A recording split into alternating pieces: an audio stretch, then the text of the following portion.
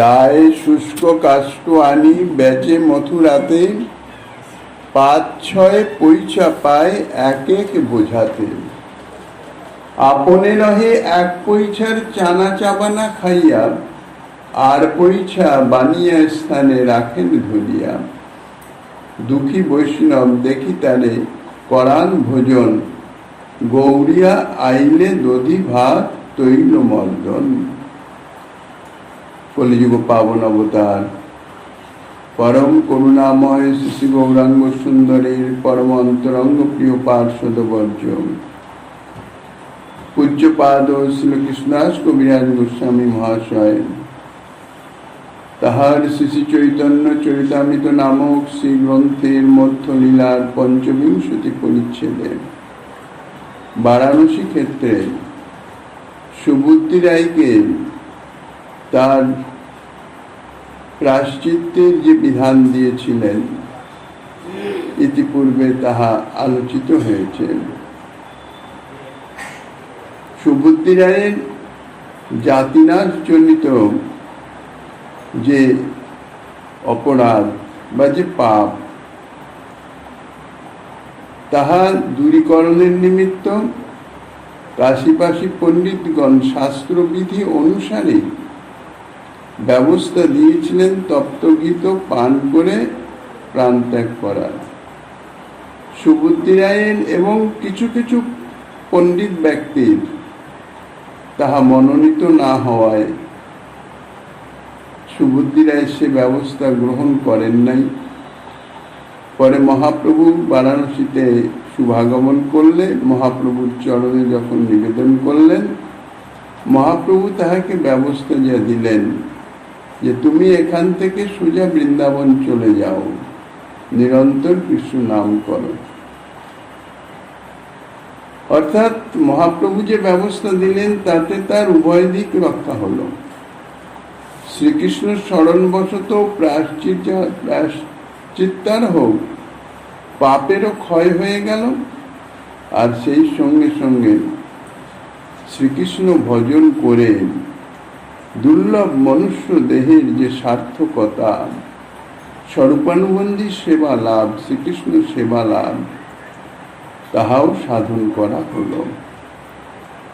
সুবুদ্ধি রায় প্রভুর কৃপাদেশ প্রাপ্ত হয়ে সেখান থেকে বৃন্দাবনের পথে রওনা হন এবং প্রভু বৃন্দাবন ঘুরে প্রত্যাগমন করার পরে তখন সুবুদ্ধি রায় বৃন্দাবনে পৌঁছান। মধ্যে নৈমিষারণ্যে সুবুদ্ধি রায় কিছুদিন অবস্থান করেছিলেন। এই জন্যে প্রভুর আগে বৃন্দাবনের উদ্দেশ্যে রওনা হলেও সুবুদ্ধি রায় বৃন্দাবনে আগে পৌঁছান নাই, প্রভুর সঙ্গে আর সাক্ষাৎ হয় নাই। মনে মনে দুঃখিত হলেন, কিন্তু কিছু তো করার নাই।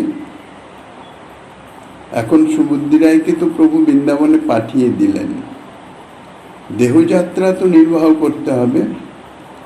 বৃন্দাবন সচরাচর বলতে গেলে বিরক্তগণের স্থান।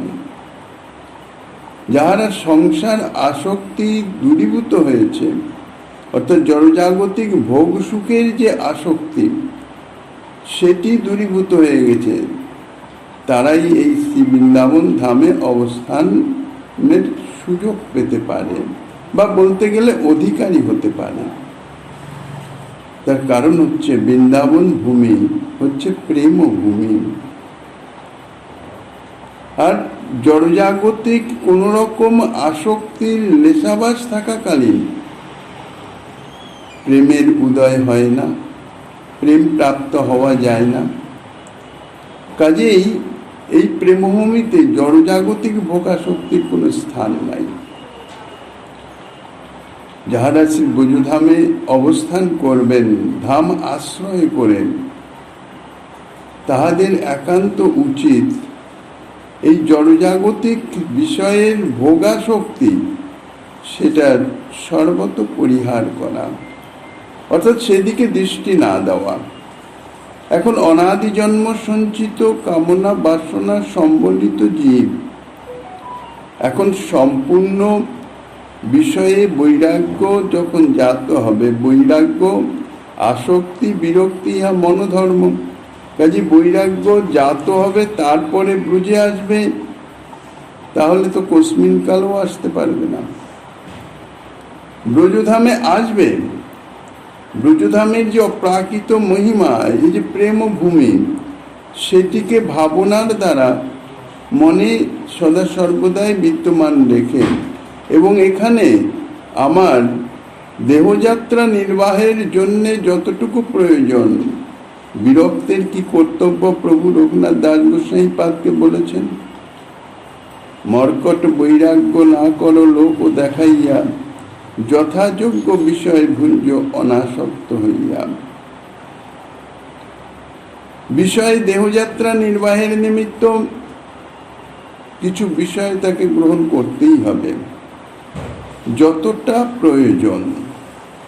এই জন্যেই প্রভু বলেছেন যথাযোগ্য, তোমার যতটা প্রয়োজন ততটুকুই তুমি গ্রহণ করতে পারো, সে বিষয়ে কোনো বাধা নাই। কিন্তু তার ভিতরে অন্তর্নিহিত ভাব যে আছে, সেটি হচ্ছে অনাসক্ত হয়ে, যা তুমি দেহযাত্রা নির্বাহের নিমিত্ত গ্রহণ করিতেছ দেহ রক্ষার্থে। কারণ দেহ না থাকলে তো ভজন হবে না, সেবা হবে না। জীবের স্বরূপানুবন্ধী কর্তব্য হচ্ছে সেবা। সেই সেবা নির্বাহ করবার জন্যে শরীরের প্রয়োজন, যার জন্যেই শ্রী ভগবান কৃপা করে এই দুর্লভ মনুষ্য শরীর অর্থাৎ সেবাযোগ্য শরীর প্রদান করেছেন। তো সুবুদ্ধি রায় বৃন্দাবন ধাম এসে জীবিকা নির্বাহের জন্য কি করতেন, গোস্বামীপাদ এখানে সংক্ষিপ্তভাবে তাহা প্রকাশ করেছেন।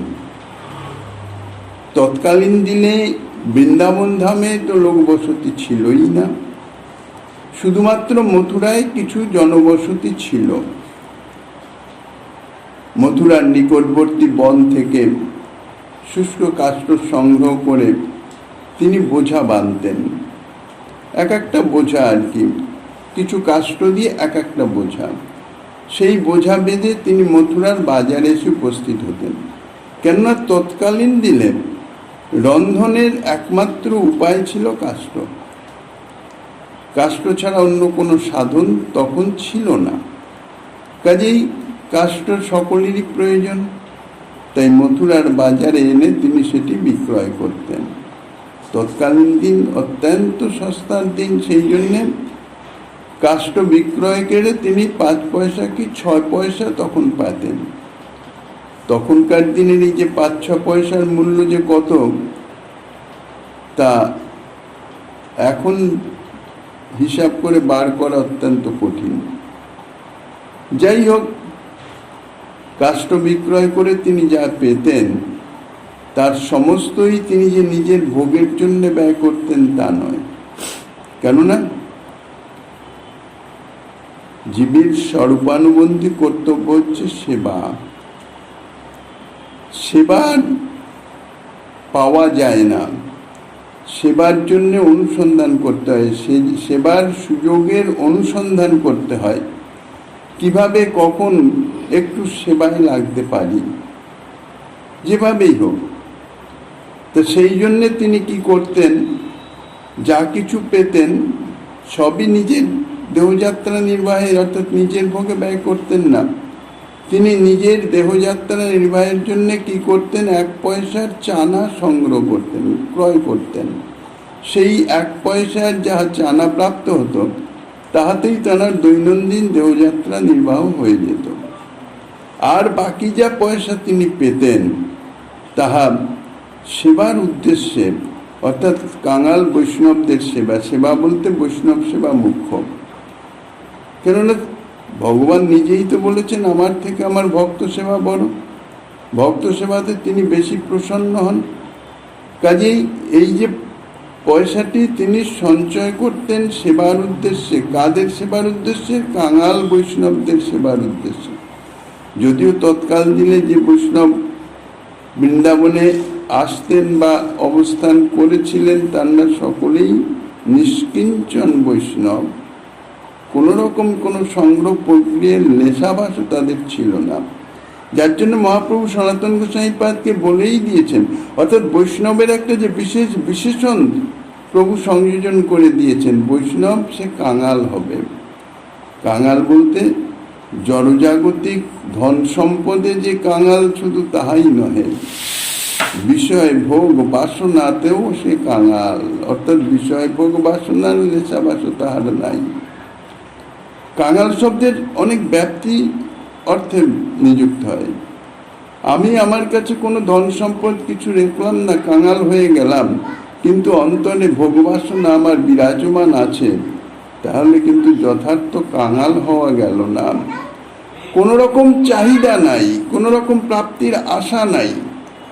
আশা চাহিদা একমাত্র প্রভুর সেবা, প্রভুর ভক্তের সেবা। তা সুবুদ্ধিরায়ও তাই বাকি পয়সা কাঙাল বৈষ্ণবদের সেবার উদ্দেশ্যে রাখবেন কোথায়? তারা নিজেরই তো থাকার কোনো ঠিক নাই। তাই কোনো বনিয়া দোকানে, অর্থাৎ কোনো দোকানদারের কাছে সেটি গচ্ছিত রাখতেন। তৎকালীন দিনে কিছু সত্য ধর্ম ইত্যাদি বিরাজমান ছিল, বিশ্বাস বিরাজমান ছিল। আর বিশেষ করে তৎকালীন দিনে এই যে সমস্ত বনিয়া দোকানদারগণ, তারা বিশ্বাসের পাত্র ছিলেন, যার নিদর্শন দেখা গেছে রূপ গোস্বামীপাদ সনাতন গোস্বামীপাদের প্রয়োজনে লাগবে বলে 10 সহস্র স্বর্ণ মুদ্রা এই বনিয়ার নিকটেই গচ্ছিত রেখেছিলেন। কেননা বিশ্বাসঘাতকতা তৎকালীন দিনে তখনও প্রকাশিত হয় নাই। বিশ্বাসের একটা মর্যাদা ছিল। বিশ্বাসঘাতকের মতন অপরাধী জগতে আর কেউ নাই।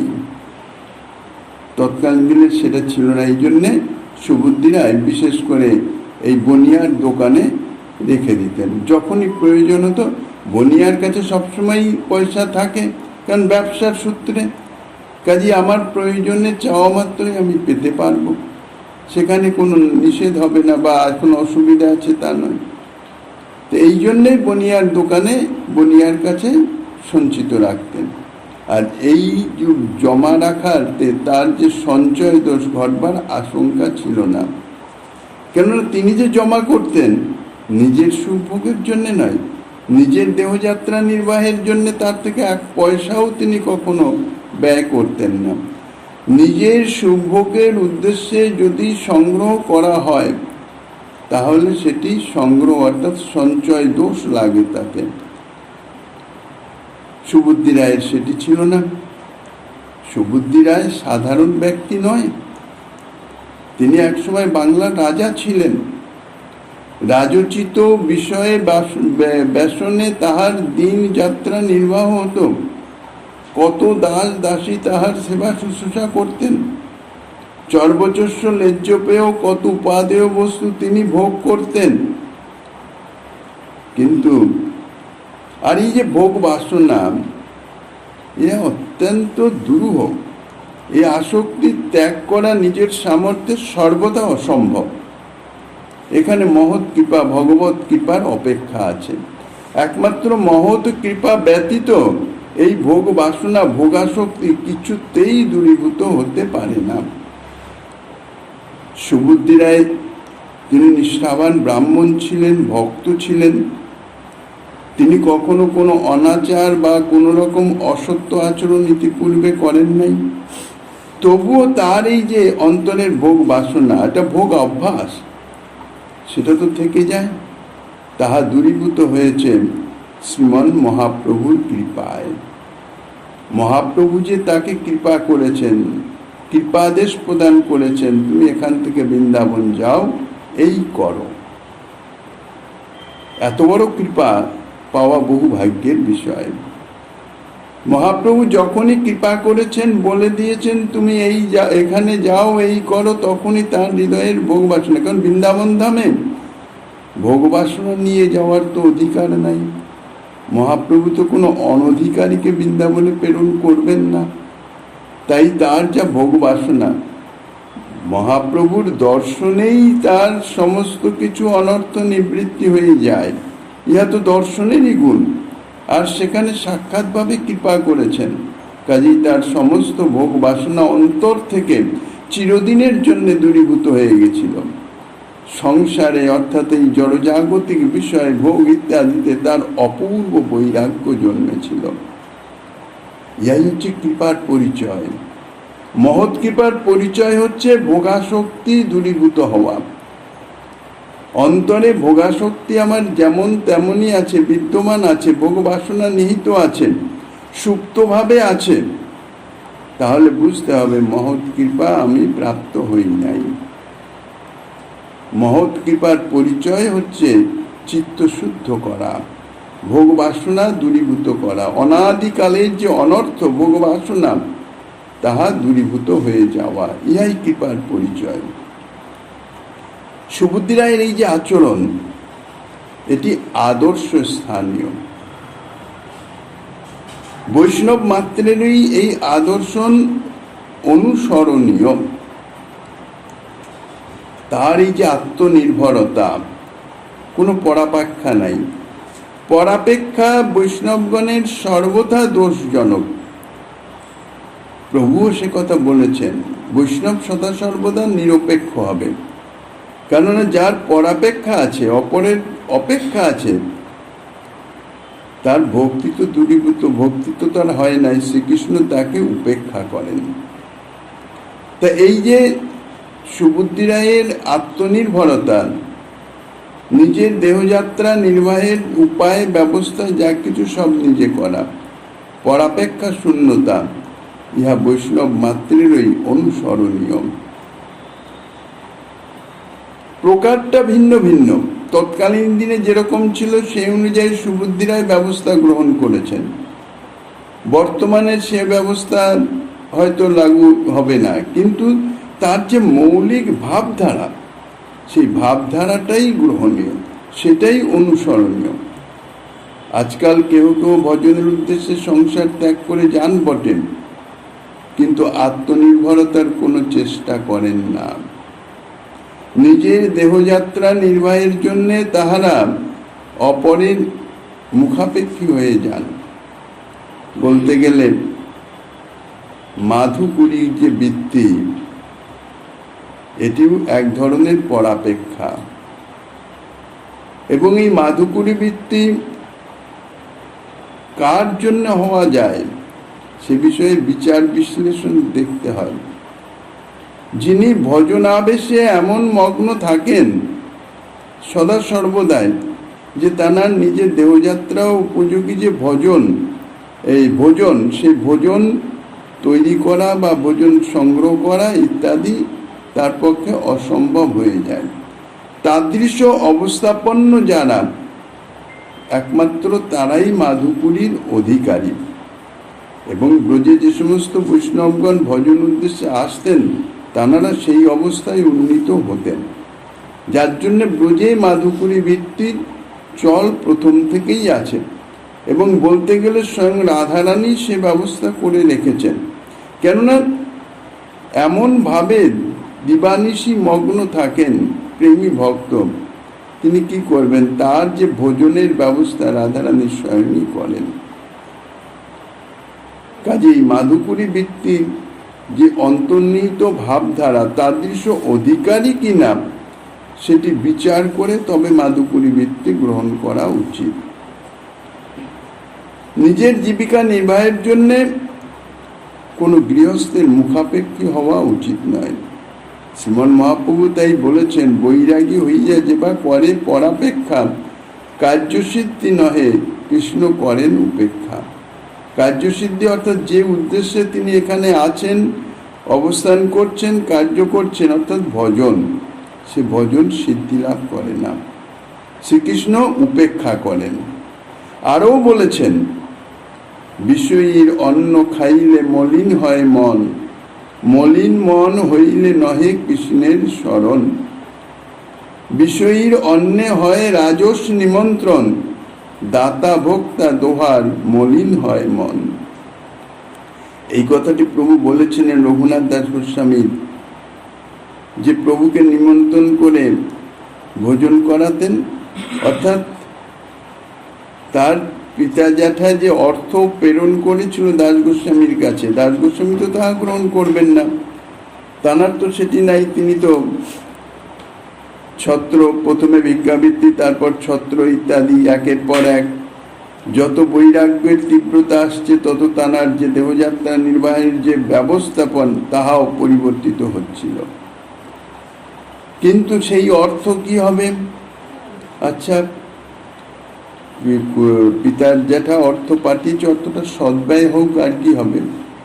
তাই প্রভুর নিমন্ত্রণ করে প্রভুকে সেবা দিতেন নির্দিষ্ট মাসে এই কয়েকদিন, এরকম হিসাব করে। এইভাবে প্রায় 2 বৎসর প্রভুর সেবা দিয়েছেন, প্রভু অঙ্গীকার করেছেন। তারপরে স্বাভাবিকভাবেই দাস গোস্বামী পাদের অন্তরে আসলো যে এই বিষয়ীর অন্ন, সেই বিষয়ীর অন্ন দিয়ে আমি প্রভুর সেবা দিচ্ছি, মনে হয় প্রভুর ইহাতে ঠিক তৃপ্তি হয় না। কিন্তু আমার জন্যে, আমার প্রতি যে প্রীতি, সেই প্রীতিবন্ধনের জন্য প্রভু সেটি অঙ্গীকার করছেন। কিন্তু এই যে নিমন্ত্রণ, এটি যথার্থ প্রভুর সুখের নিমিত্ত হচ্ছে না। এই যে সেবাটি আমি করছি প্রভুর সুখের নিমিত্ত নয়, প্রভুর সুখ এতে হচ্ছে না। নিজের মনে বিচার করছেন, কেননা সেবা যাক আমি করব শুধুমাত্র প্রভুর সুখের নিমিত্ত, নিজের কোনো উদ্দেশ্য সিদ্ধি বা অন্য কোনো রকম কোনো কিছুর জন্য নয়। প্রভুর যদি সুখী না হয় তাহলে সে সেবার তো সার্থকতাই নেই। তাই তিনি কিছু না বলে প্রভুর নিমন্ত্রণ বন্ধ করে দিলেন।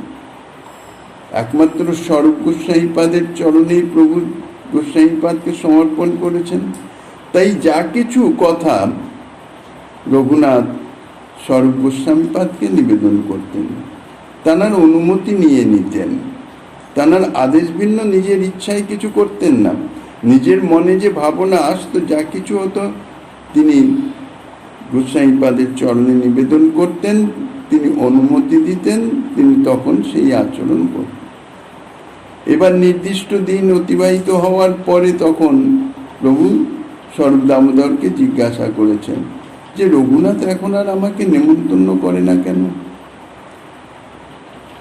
স্বরূপ দামোদর তো সবই জানেন। তিনি বলছেন, প্রভু এই এই ব্যাপার, রঘুনাথ এইরকম মনে ভাবনা করে নিমন্ত্রণ বন্ধ করে দিয়েছেন।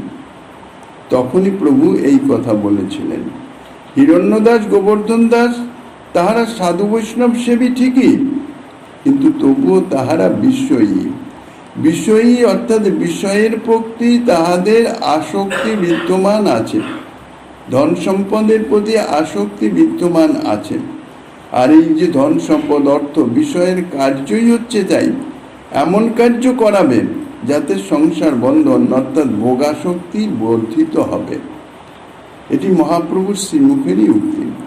হিরণ্যদাস, গোবর্ধন তারা সাধু বৈষ্ণবের সেবাপরায়ণ, সৎ, সর্বদিক দিয়ে গুণান্বিত, কিন্তু যেহেতু তাহাদের বিষয়ের প্রতি একটা আসক্তি আছে, বিষয়ের মধ্যে তাহারা আছেন, আর বিষয়ের স্বভাব হচ্ছে এমন কার্য করাবেন যে তাতে সংসার বন্ধন অর্থাৎ ভোগাসক্তি বৃদ্ধি প্রাপ্ত হবে।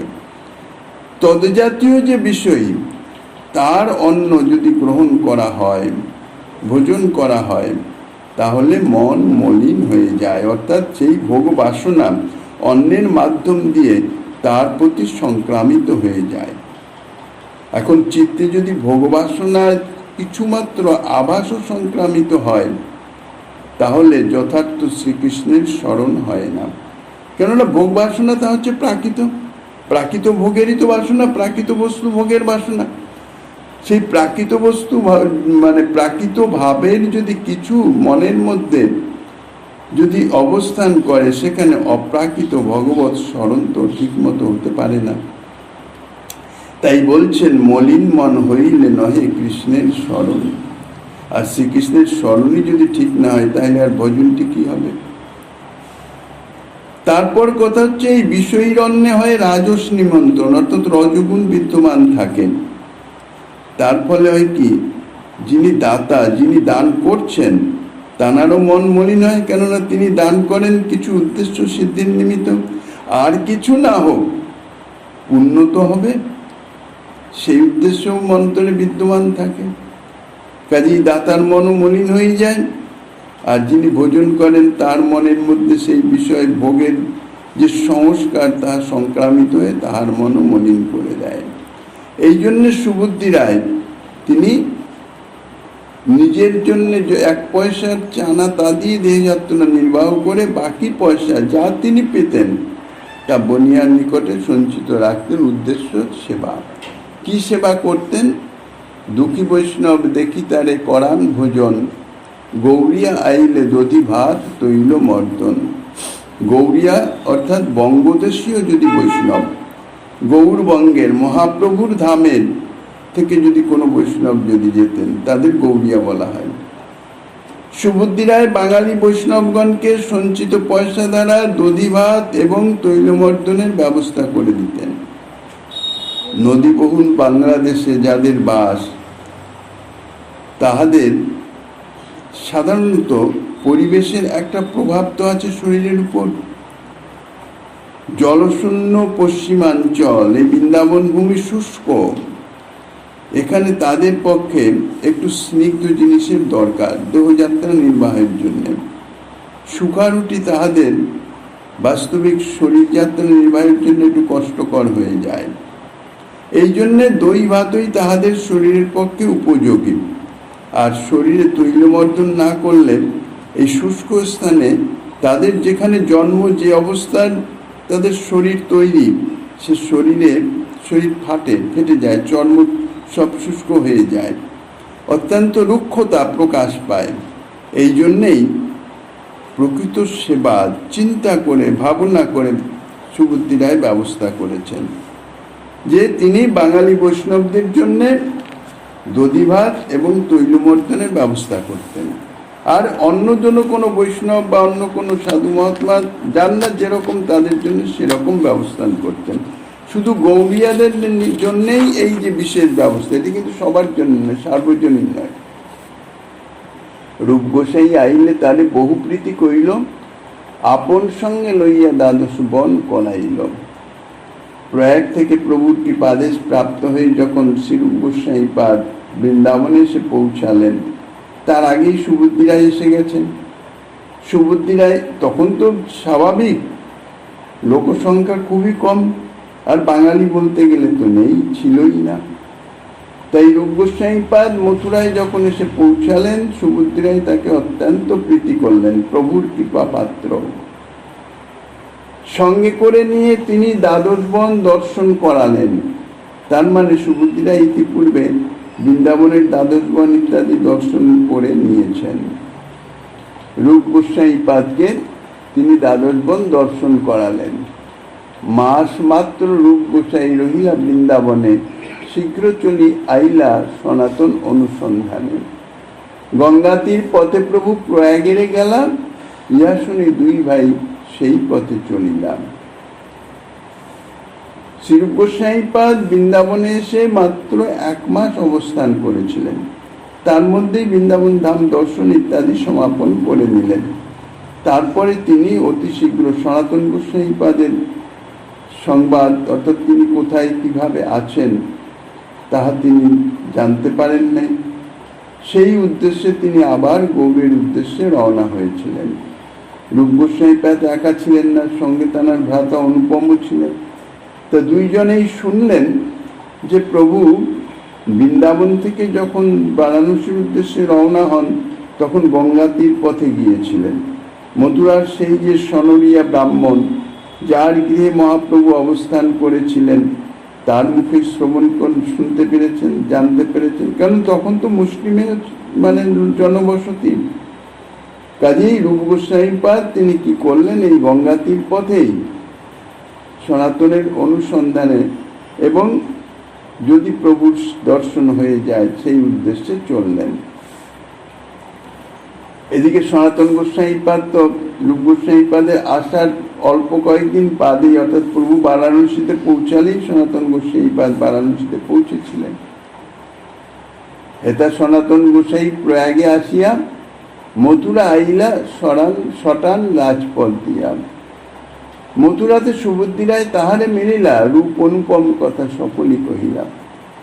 সনাতন গোস্বামীপাদকে যখন শ্রীমন মহাপ্রভু বৃন্দাবনে যাওয়ার আদেশ দিয়ে দিলেন, সনাতন গোস্বামীপাদ কিন্তু গঙ্গাতীর পথে যান নাই, তিনি সোজা রাজপথ দিয়ে বৃন্দাবনের উদ্দেশ্যে রওনা হলেন। আর রূপ গোস্বামীপাদ তাঁরা সনাতনের উদ্দেশ্যে গঙ্গাতীর পথে এলেন। ভিন্ন পথে যাতায়াত হচ্ছে, কাজেই কারোর সঙ্গে কারোর দর্শন হলো না। মথুরাতে যখন সনাতন গোস্বামীপাদ পৌঁছালেন, সুবুদ্ধি রায়ের সঙ্গে দেখা হলো। কারণ বাঙালি তো তখন বৃন্দাবনের মথুরাতে বেশি ছিল না, কাজে যে কেউ নবাগত আসলেই পরস্পরের দেখা সাক্ষাৎ হয়েই যেত। তখন রূপ এবং অনুপমের কথা সনাতন গোস্বামীপাদকে সুবুদ্ধি রায় সব জানালেন। গঙ্গাপথে দুই ভাই, রাজপথে সনাতন, অতএব তাহার সনে না হইল মিলন। সুবুদ্ধি রায় বহু স্নেহ করে সনাতনের, ব্যবহার স্নেহ সনাতন নাহি মানে। সুবুদ্ধি রায় সনাতন গোস্বামীপাদকে অত্যন্ত প্রীতি করছেন।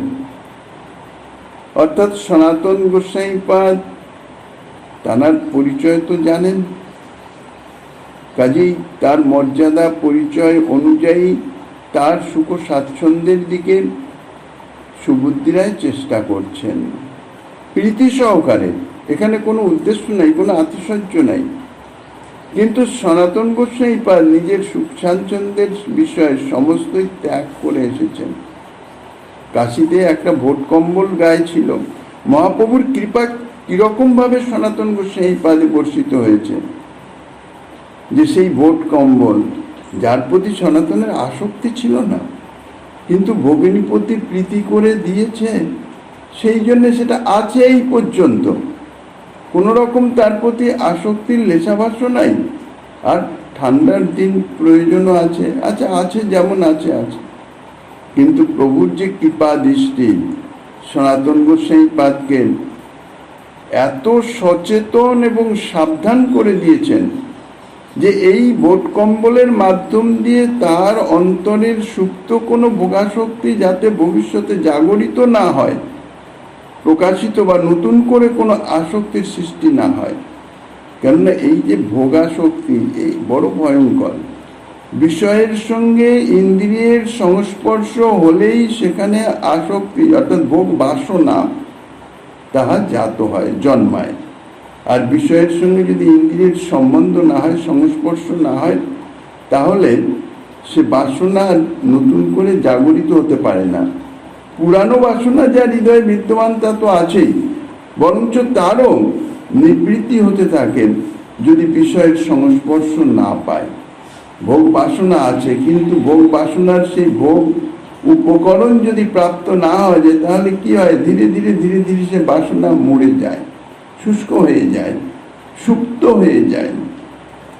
কিন্তু যদি ভবিষ্যতে কোনোভাবে সেই সুপ্ত বাসনা যদি যথার্থ ত্যাগ না হয়, মহৎ কৃপার মাধ্যমে যদি ত্যাগ না হয়, তাহলে সুপ্ত বাসনা, ভোগ বাসনা পাওয়া যায় নাই, পায় নাই। অত্যন্ত দরিদ্র ব্যক্তির যেমন অন্তরে বাসনা থাকলেও সে ভোগ করতে পারে না, দারিদ্রতার নিমিত্ত তার সেই ভোগ বাসনা যেন মরে যায়, এরকম মনে হয়, কিন্তু অন্তরে সুপ্তভাবে লুকায়িত থাকে।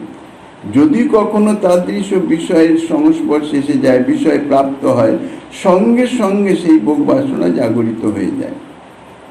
এই জন্যেই মহাপ্রভুর যে শিক্ষা, অত্যন্ত সুদূর প্রসারী শিক্ষা, সনাতন গোস্বামীপাদের বিষয়ের অর্থাৎ ভোগ বাসনার লেশাভাস নাই ঠিকই, কিন্তু বিষয়ের সংস্পর্শে এসে যদি ভবিষ্যতে বাসনা নতুন করে সৃষ্টি হয়ে যায়। আর দ্বিতীয়ত হচ্ছেন যে সমস্ত কিছু ত্যাগ করে বৈরাগ্য ধর্ম অবলম্বন করেছেন, মাধুপুরী যার বৃত্তি হবে, তারই দামি কম্বল গায়ে দিয়ে মাধুপুরী করা, এটা তো অপরাধজনক বিষয়, লোকের উপহাসের বিষয়। নিজের তো অপরাধ হবেই, উপরন্তু লোকে উপহাস করবে। তার ফলে ভবিষ্যতে ত্যাগ বৈরাগ্যের মূর্তি মাধুপুরী বৃত্তি যাদের, তাদের সম্বন্ধেও একটি ভুল ধারণা সৃষ্টি হতে পারে। এই জন্য মহাপ্রভুর কৃপাতে সনাতন গোস্বামীপাদ অত্যন্ত তীব্র বৈরাগ্য অন্তরে। নিজের সুখ স্বাচ্ছন্দ্যের কোনো বিষয় তো নাই, পরাপেক্ষারও কোনো বিষয় নাই। এই জন্য সুবুদ্ধি রায়ের স্নেহ ব্যবহার, তিনি যে প্রীতি করে সনাতননাথের সুখ স্বাচ্ছন্দ্যের অর্থাৎ বিষয়ের ভোগের ব্যবস্থা করতেন, বিষয় বলতে তো সেরকম কিছু নয়, অর্থাৎ দেহযাত্রা নির্বাহের ব্যবস্থা করতেন, সনাতন গোস্বামী পাদের সেটি পছন্দ হতো না, তিনি গ্রহণ করতেন না। ব্যবহারিক যথাবস্থিত দেহের প্রতি যে স্নেহ, তাহাই হচ্ছে ব্যবহার স্নেহ।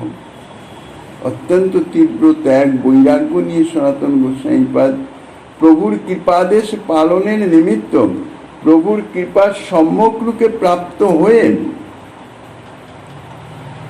সনাতন গোস্বামী পাদ বৃন্দাবন ধামে এসেছেন। এবং প্রভুর সেই যে কৃপাদেশ, যে মুখ্যত যে গ্রন্থ আদি প্রণয়ন, লুপ্ততীর্থ উদ্ধার, সেই কার্যে তিনি মনোনিবেশ করলেন। মহাবিরক্ত সনাতন ভ্রমে বনে বনে, প্রতিবীক্ষে প্রতিকুঞ্জে রহে রাত্রি দিনে। মহাবিরক্ত সনাতন গোস্বামী পাদ দিনের বেলায় এক এক দিন এক এক বৃক্ষতলে, রাত্রিতে এক এক রাত্রি এক এক কুঞ্জে বাস করেন। এক স্থানে একাধিক রাত্রি বা এক এক দিনও তিনি অবস্থান করেন না। মথুরা মাহাত্ম্য শাস্ত্র সংগ্রহ করিয়া লুপ্ত তীর্থ প্রকট করিল বনেতে ভ্রমিয়া। মথুরা মাহাত্ম্য বলে একটি গ্রন্থ আছে, সেই গ্রন্থটি তিনি কোনোভাবে সংগ্রহ করলেন, করে তাতে বর্ণিত স্থানের সমস্ত পরিচয়, মহিমা ইত্যাদি তাহার নির্ণয় করে দেখে সেই সমস্ত স্থানগুলিকে প্রকট করবার নিমিত্ত তিনি বনে বনে ভ্রমণ করেই বেড়ান। এই মতো সনাতন বৃন্দাবনে রহিলা, রূপ গোসাই দুই ভাই কাশিতে আইলাম। সনাতন গোস্বামী পাদ এইভাবে মহাপ্রভুর কৃপাদেশে পালনের উদ্দেশ্যে তিনি বৃন্দাবনে নিজ কার্য শুরু করে দিলেন। এদিকে রূপ গোস্বামী পাদ তাঁরা দুই ভাই গঙ্গা তীর পথে কাশিতে এসে পৌঁছেছেন। কাশিতে মহাপ্রভুর অন্তরঙ্গ ভক্ত মহারাষ্ট্রীর ব্রাহ্মণ চন্দ্রশেখর, তপন মিশ্র, এই তিনজনই মুখ্য। এই তিনজনের সঙ্গে রূপ গোস্বামী পাদ মিলিত হলেন। শেখরের ঘরে বাসা, মিশ্র ঘরে ভিক্ষা, মিশ্র মুখে শুনে সনাতনে প্রভুর শিক্ষা। শেখরের ঘরে অবস্থান করলেন, অর্থাৎ চন্দ্রশেখরের ঘরে, আর তপন মিশ্রের ঘরে ভিক্ষা গ্রহণ করতেন। এই তপন মিশ্রের মুখেই সনাতন গোস্বামী পাদকে প্রভু যে শিক্ষা প্রদান করেছেন সুদীর্ঘ 2 মাস ধরে, তাহা শ্রবণ করলেন। কাশীতে প্রভুর চরিত্র শুনি তিনের মুখে, সন্ন্যাসীর কৃপা শুনি পাইল বড় সুখে। মহাপ্রভুর যে কৃপা বিতরণ সন্ন্যাসীগণের প্রতি, সেই সমস্ত অর্থাৎ প্রভুর বারাণসীতে অবস্থানকালীন যে লীলা, সেই লীলা কথা শ্রবণ করে রূপ গোস্বামী পাদ অত্যন্ত আনন্দিত হলেন। সাধারণত প্রভুগত প্রান্ত, প্রভুর সে ভক্ত বৎসলতার কথা, প্রভুর লীলা কথা, লীলা মহিমার কথা শ্রবণ করলে স্বাভাবিকভাবে অনুগত ভক্তের হৃদয়ে আনন্দে উৎফুল্ল হয়ে ওঠে। দিন 10 রহিলুক গৌড়ে যাত্রা করিল, সনাতন রূপের এই চরিত্র কহিল। 10 দিন মতন বারাণসীতে অবস্থান করে, অর্থাৎ পদশ্রমে ক্লান্ত, একটু শরীর সুস্থ, তৎকালীন দিন তো পদব্রজ ছাড়া কোনো উপায় নেই, কাজে শ্রান্ত ক্লান্তি এসেই যায়। 10 দিন একটু বিশ্রাম নিয়ে আবার গৌড়ের উদ্দেশ্যে রূপ গোস্বামী পাদ যাত্রা করলেন। এদিকে শ্রীমান মহাপ্রভু তো বারাণসী থেকে নীলাদ্রির পথে যাত্রা করেছেন। হেতা মহাপ্রভু যদি নীলাদ্রি চলিলা, নির্জন বনপথে যাইতে মহাসুখ পাইলাম। পূর্বেই বলেছেন সেই ঝাড়িখণ্ড পথেই প্রভু নীলাচলে প্রত্যাবর্তন করবেন। সেই পথেই প্রভু নীলাচলের উদ্দেশ্যে যাত্রা করেছেন এবং অত্যন্ত সুখে আনন্দে তিনি নীলাচলে এসে পৌঁছালেন। পথে কিভাবে চলছেন? সুখে চলি আইসে প্রভু বলভদ্র সঙ্গে, পূর্ববৎ মৃগাদির সঙ্গে কইল নানা রঙ্গে। বৃন্দাবন যাওয়ার পথে যেরকম পশু, বৃক্ষ ইত্যাদি বা কোল, বিল ইত্যাদি অন্তর্জাতিদের তিনি যেভাবে প্রেম বিতরণ করেছিলেন, ঠিক সেই রকম ভাবে বৃন্দাবন পথে যাওয়ার পথে যেরকম করেছিলেন, সেইরূপ সিংহ, ব্যাঘ্র, হরিণ প্রভৃতি বন্য জন্তুকে কৃষ্ণ নাম প্রদান করতে করতে পরমানন্দে তিনি বলভদ্রের সঙ্গে নীলাচলে এসে উপস্থিত হলেন। 18 নালাতে আসি ভট্টাচার্য ব্রাহ্মণে পাঠাইয়া বলাইলা নিজ ভক্তগণে। পুরী প্রবেশের আগেই 18 নালা বলে একটি স্থান।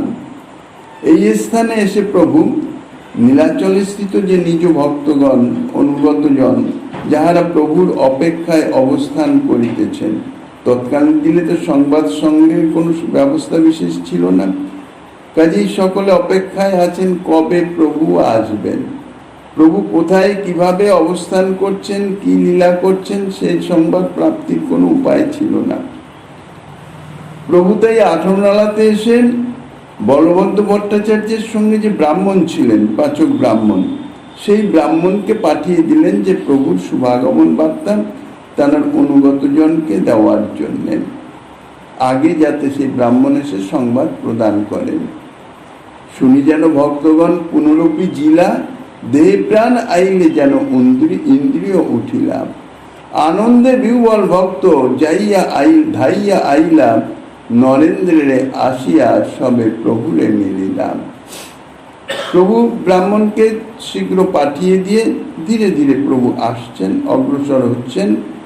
আর এদিকে প্রভুর সংবাদ পেয়ে প্রভুর অনুগত ভক্তজন তারা যেন মৃত শরীরে প্রাণ প্রাপ্ত হওয়ার মতন এতদিন প্রভুর বিরহে মৃতপ্রায় অবস্থান করছিলেন, এখন প্রভুর শুভাগমন সংবাদে যেন প্রাণ ফিরে পেলেন। নতুন উদ্দীপনের সঙ্গে প্রভুর সঙ্গে মিলনের জন্য অনেক উৎসাহিত হয়ে সকলে প্রভুর সঙ্গে মিলনের জন্য 18 নালার উদ্দেশ্যে রওনা হলেন। পুরী থেকে ভক্তবৃন্দ আসছেন, প্রভু 18 নালা থেকে যাচ্ছেন, উভয়ের মিলন হল নরেন্দ্র সরোবরের সান্নিধ্যে।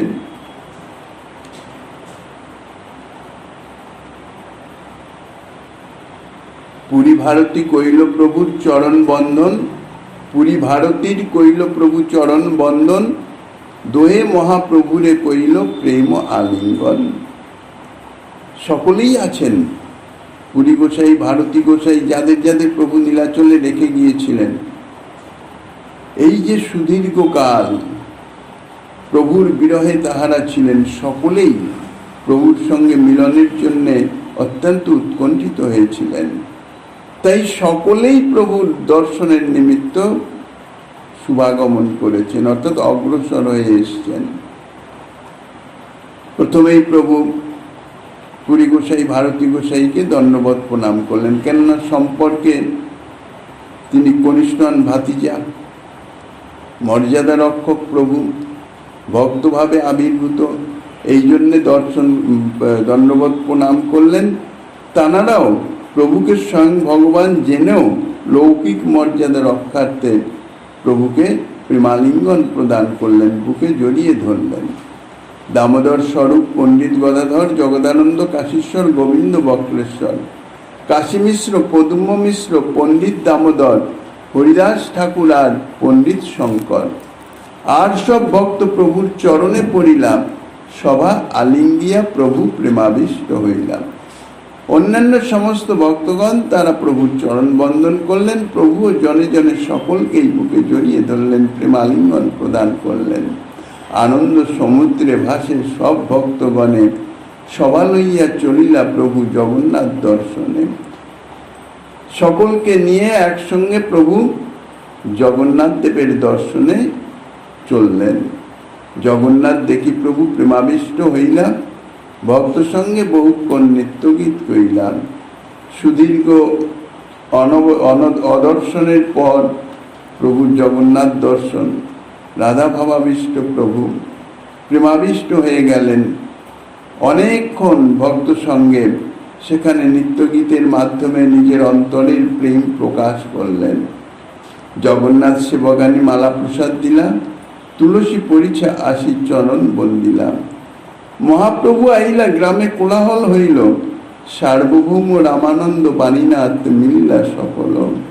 সবার সঙ্গে লইয়া প্রভু মিশ্র ভাষা আইলা, সার্বভৌম পণ্ডিত গোসাই নিমন্ত্রণ করিলাম। সকলকে সঙ্গে নিয়ে প্রভু যে কাশীমিশ্রের আলয় অর্থাৎ নিজের বাসা, যেখান থেকে প্রভু রওনা হয়েছিলেন, সেইখানে এসে উপস্থিত হলেন। এবং সেইখানে সার্বভৌমভট্টাচার্য প্রভুকে মধ্যাহ্নের জন্য নিমন্ত্রণ যখন দিলেন, প্রভু তখন সার্বভৌমকে বললেন, প্রভু কহে মহাপ্রসাদ আনো এই স্থানে, সবার সঙ্গে ইহা আজি করিব ভোজনে। প্রভুর কি ভক্ত বৎসলতা, ভক্ত প্রীতি, সুদীর্ঘকাল বলতে গেলে ভক্ত বিরহ, পরমানন্দে সকলের সঙ্গে একসঙ্গে ভোজন করব। এই জন্যে আদেশ দিলেন যে মহাপ্রসাদ এইখানেই নিয়ে আসো, এইখানে বসে সব ভক্তগণ, অন্তরঙ্গ ভক্তগণ তাদের সঙ্গে একসঙ্গে প্রসাদ পাব। তবে দহে জগন্নাথ প্রসাদ আনিল, সবার সঙ্গে মহাপ্রভু ভোজন করিল। এই তো কহিল প্রভু দেখি বৃন্দাবন, পুনরপি কহিল জৈসে নীলাদ্রি গমন। ইহা যেই শ্রদ্ধা করি করায় শ্রবণ, অচিরাতে পায় সেই চৈতন্য চরণ। শ্রবণাঙ্গ ভক্তি, প্রভুর লীলা কথা যদি শ্রদ্ধা সহকারে শ্রবণ করা যায়, তাহলে বলছেন চৈতন্য চরণ লাভ তো হবেই, কিন্তু তার জন্য অপেক্ষা নয়, বলছেন অচিরাতেই, অতি শীঘ্রই। শুধুমাত্র শ্রদ্ধা করি যদি শ্রবণ হয়, অর্থাৎ শ্রবণাঙ্গ ভক্তি যদি শ্রদ্ধা করি হয়। শ্রদ্ধা অর্থাৎ শ্রদ্ধা সম্বন্ধে ইতিপূর্বে অনেক আলোচনা হয়েছে। তাদৃশ শ্রদ্ধা চাই। সেই শ্রদ্ধা যদি জাত না হয়, তাহলে যত সাধন ভজন যতই করা হোক না কেন সব বৃথা। কেননা ভক্তির যে ক্রম, তার প্রথমেই হচ্ছে শ্রদ্ধা, আদৌ শ্রদ্ধা। রূপ গোস্বামী পাদ ঘোষণা করে দিয়েছেন। কাজে এই শ্রদ্ধা লাভ করতে হবে, তবে ভক্তির দ্বিতীয় স্তরে তার পৌঁছানোর সুযোগ আসবে। শ্রদ্ধা লাভ হলো না, অথচ ভক্তির ক্রমে ভক্তির ঊর্ধ্বস্তরের সমস্ত অনুষ্ঠান শুরু করে দিলাম, তাহাতে লাভ কিছুই হয় না, অগ্রসর হওয়া যায় না, ভক্তির উৎকর্ষতা, ভক্তির পুষ্টি হয় না। এই জন্য সমস্ত বিষয়ে ভক্তি অঙ্গ যাজনের এই শ্রদ্ধার প্রয়োজন। শ্রদ্ধা শব্দে কহে বিশ্বাস সুদৃঢ় নিশ্চয়, কৃষ্ণ ভক্তি কইলে সর্বকর্ম কৃত হয়। গোস্বামীপাদ শ্রদ্ধার এই ব্যাখ্যা করেছেন। অর্থাৎ এই জাতীয় মানসিক অবস্থা উন্নীত হলে তবেই যথার্থ শ্রদ্ধা হবে। সেই রকম শ্রদ্ধা সহকারে, অর্থাৎ এই যে লীলা কথা যাহা বর্ণিত হচ্ছে, ইহা যদি শ্রবণ করা যায়, তাহলে অচিরাত আমি ভক্তি লাভ করব, এ বিষয়ে দৃঢ় বিশ্বাস, কোন রকম সংশয়ের অবকাশ নাই, আভাসও নাই। মধ্যলীলার এই কইল দিক দর্শন, 6 বৎসর কইল জৈছে গমনাগমন। গোস্বামীপাদ শ্রী চৈতন্য চরিতামৃতের মধ্য লীলাতে এই প্রভুর যে নীলাচলে আগমন, সেখান থেকে দাক্ষিণাত্যে গমন বা সেখান থেকে ফেরা, রথযাত্রা লীলা ইত্যাদি করে আবার বৃন্দাবন, অর্থাৎ এই যে গমনাগমন সহ এই সমস্ত লীলা সংগঠিত হতে মোট 6 বৎসর অতীত হয়েছে। এই 6 বৎসরের লীলা এই মধ্য লীলাতেই বর্ণনা করেছেন। মহাপ্রভুর যে বাকি 18 বছর তিনি নীলাচল থেকে কোথাও যান নাই, একভাবে নীলাচলে অবস্থান করেছেন। শেষ 18 বৎসর নীলাচলে বাস, ভক্তগণ সঙ্গে করেন কীর্তন বিলাস। এইভাবে মধ্যলীলার সমাপন করেছেন। এখন মধ্যলীলার যে ক্রম ধীরে ধীরে ধীরে ধীরে তা বর্ণনা করবেন, এবং সর্বশেষে কবিরাজ গোস্বামী পাদের যে নিজস্ব অনুভব তাহা মধ্যলীলার শেষে বর্ণনা করেছেন। শ্রীমন মহাপ্রভু গিরিধারের কৃপা হলে আগামী দিন সে আস্বাদনের বাসনা রেখে অদ্যকার শ্রী চৈতন্য কথার এখানেই